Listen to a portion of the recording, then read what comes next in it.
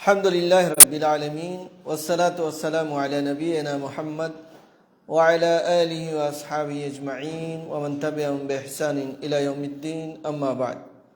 محترم ناظرین، السلام علیکم ورحمۃ اللہ وبرکاتہ۔ جیسا کہ ہم اور آپ جانتے ہیں، یہ رجب کا مہینہ ہے اور رجب کے مہینے کے تعلق سے پچھلے دروس میں گفتگو کی گئی تھی۔ آج رجب کی 27ویں تاریخ، اس کے تعلق سے کچھ بیان ہوگا۔ ہمارے یہاں بہت سے لوگ رجب کی 27ویں تاریخ کی رات میں عبادت کرتے ہیں اور اگلے دن کا روزہ رکھتے ہیں۔ تو کیا یہ چیز ثابت ہے کہ 27 رجب کو نبی صلی اللہ علیہ وسلم معراج میں گئے تھے؟ اسرا 27 رجب کی رات کو ہوا ہے۔ اس سلسلے میں پہلی بات تو یہ ہے کہ جب آپ تاریخ میں دیکھیں گے تو معلوم ہوگا کہ اس میں بہت زیادہ اختلاف پایا جاتا ہے۔ اہل علم کا شدید اختلاف ہے کہ کب اسرا اور معراج ہوا ہے۔ تاریخ تو چھوڑ دیجئے، مہینوں کے بارے میں بھی اختلاف ہے، سال کے بارے میں بھی اختلاف ہے۔ حافظ ابن حجر نے فتح الباری جو صحیح بخاری کی شرح ہے، اس میں 10 سے زیادہ اقوال نقل کیے ہیں۔ ان میں سے ایک قول یہ ہے کہ یہ ہجرت سے 1 سال قبل ماہ ربیع الاول 12 نبی میں پیش آیا۔ یہ ابن سعد وغیرہ کا قول ہے، اور یہی بات امام نووی نے بھی کہی ہے، جبکہ اور بھی اس کے علاوہ جو ہے ابن حزم ہے، وہ بھی اسی تاریخ کو یعنی ہجرت سے 1 سال قبل کو بالجزم ذکر کیا ہے۔ دوسرا قول یہ ہے کہ یہ ہجرت سے 8 ماہ قبل یعنی ماہ رجب 12 نبی میں پیش آیا۔ تیسرا قول یہ ہے کہ یہ ہجرت سے 6 ماہ قبل، اور چوتھا قول یہ ہے کہ یہ ہجرت سے 11 ماہ قبل پیش آیا۔ یعنی اور کسی نے کچھ کہا، کسی نے کچھ کہا، اس طرح سے لوگوں کے اقوال ہیں۔ تو بڑا شدید اس میں اختلاف ہے لوگوں کا کہ کس مہینے میں اسرا اور معراج ہوئی، لیکن لوگوں کے اندر جو مشہور ہے وہ یہی ہے 27 رجب۔ دوسری بات یہ ہے کہ اگر ہم یہ بات درست مان لیں، چلو ٹھیک ہے 27 رجب کو ہوا ہے، تو کیا اس رات عبادت کرنا چاہیے؟ نبی صلی اللہ علیہ وسلم نے عبادت کی ہے۔ اگر آپ احادیث کی کتابیں اٹھا کر کے دیکھیں گے تو کہیں نہیں معلوم ہوگا، کہیں نہیں ملے گا کہ نبی صلی اللہ علیہ وسلم اس رات خصوصی عبادت کرتے تھے، یا آپ صلی اللہ علیہ وسلم نے یہ کہا ہو کہ اس رات مجھے معراج پر بلایا گیا، اس لیے آپ لوگ جو ہے مجھے معراج کرایا گیا، مجھے آسمان پر بلایا گیا، اس لیے آپ لوگ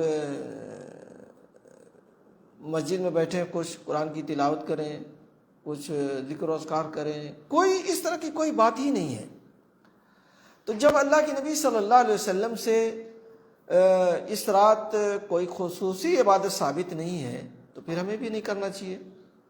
نہ تو نبی سے ثابت ہے، نہ آپ کے بعد آپ کے صحابہ کرام سے ثابت ہے۔ کسی طرح کی کوئی خصوصی عبادت ثابت نہیں ہے 27 رجب کو، تو پھر ہمیں بھی نہیں کرنا چاہیے میرے بھائیو دوستو۔ یہ چیز صحیح نہیں ہے کہ جو چیز قرآن و سنت سے ثابت نہ ہو آپ اسے کرنے لگیں، اور یہ تو بدعت کے زمرے میں ہے۔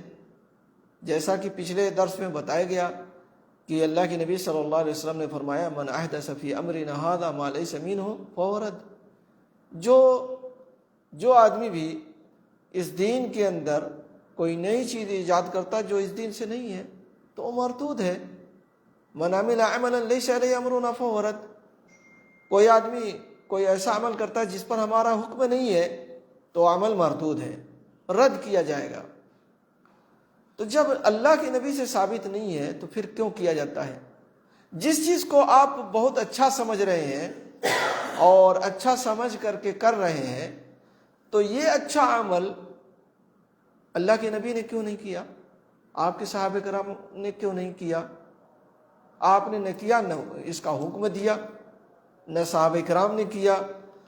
تو میرے بھائیو دوستوں، ہمیں اس سلسلے میں دیکھنا چاہیے 27ویں رات کی عبادت یا 27ویں دن کی روزے کی فضیلت کے بارے میں جو کچھ ہمارے یہاں بیان کیا جاتا ہے وہ سب جھوٹ ہے، اس کی کوئی حقیقت نہیں ہے۔ بلکہ ایک بڑے مشہور عالم مولانا عبدالحی لکھنوی کہتے ہیں وَمَا اشْتَهَرَ فِي بِلَادِ الْهِنْدِ وَغَيْرِهِ أَنَّ صَوْمَ صَبَاحِ تِلْكَ اللَّيْلَ يَعْدِلُ أَلْفَ صَوْمٍ فَلَا أَصْلَ لَهُ، یعنی یہ جو بلاد ہند میں مشہور ہے، ہندوستان اور ہندوستان کے علاوہ اور دوسری جگہوں پر جو مشہور ہے کہ شب معراج کی صبح کو روزہ رکھنا 1000 روزوں کے برابر ہے، تو یہ بالکل بے بنیاد بات ہے۔ کیا کہتے ہیں؟ بالکل بے بنیاد بات ہے۔ اس لیے میرے بھائیوں دوستوں، ملی ساتھیوں، ہمیں اس دین کے اندر کسی طرح کی بدعت نکالنے کی ضرورت نہیں ہے۔ کوئی کام اچھا سمجھ کر کے اور اچھا بتا کر کے اس دین میں داخل کرنے کی ضرورت نہیں ہے۔ ہمیں جو کچھ اللہ کے نبی صلی اللہ علیہ وسلم سے ملا ہے بس وہی ہمارے لیے کافی ہے۔ اللہ کے نبی صلی اللہ علیہ وسلم سے جو کچھ ہمیں ملا ہے اسی پر ہم قناعت کریں، اسی پر عمل کریں، یہ ہماری کامیابی کے لیے کافی ہے۔ اسی سے ہم کامیاب ہو سکتے ہیں، اسی میں ہماری نجات ہے۔ لیکن ہم بعض چیزیں ایجاد کریں گے اور اس پر عمل کریں گے تو یہ مردود ہے، خود اللہ کے نبی صلی اللہ علیہ وسلم نے فرما دیا ہے۔ اب بعض لوگ کہتے ہیں کہ حرج کیا ہے، 27ویں رجب کو ہم قرآن پڑھتے ہیں، تلاوت کرتے ہیں اور نفلی نمازیں پڑھتے ہیں، تو اس میں حرج کیا ہے؟ حرج یہی ہے میرے بھائیوں کہ اللہ کے نبی نے نہیں کیا ہے۔ آپ جو ہے 27ویں رجب کو کریں، کوئی آئے 28ویں رجب کو کرے، کوئی 29ویں رجب کو کرے، تو بتائیے اس طرح سے دین نہیں رہ جائے گا۔ اس لیے یہ نہیں دیکھنا چاہیے کہ حرج نہیں ہے۔ اگر آپ اس کو اچھا سمجھتے ہیں اور اچھا سمجھ کر کے کر رہے ہیں تو یہ اچھا جو آپ کو سمجھ میں آ رہا ہے اللہ کے نبی صلی اللہ علیہ وسلم کو تو نہیں آیا، ورنہ آپ کرتے۔ اس لیے ڈرنا چاہیے اور جو چیز ثابت ہے اسے ہمیں کرنا چاہیے۔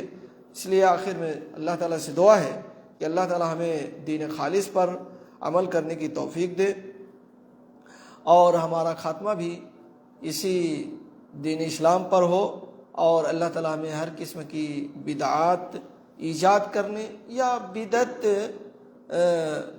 ایجاد شدہ بدعت پر عمل کرنے سے ہمیں بچائے، اور ہمارا خاتمہ ہو تو قرآن و سنت پر ہو۔ آمین۔ وآخر دعوانا الحمدللہ رب العالمین، وصلی اللہ علی نبینا محمد وعلی آلہ واصحابہ اجمعین۔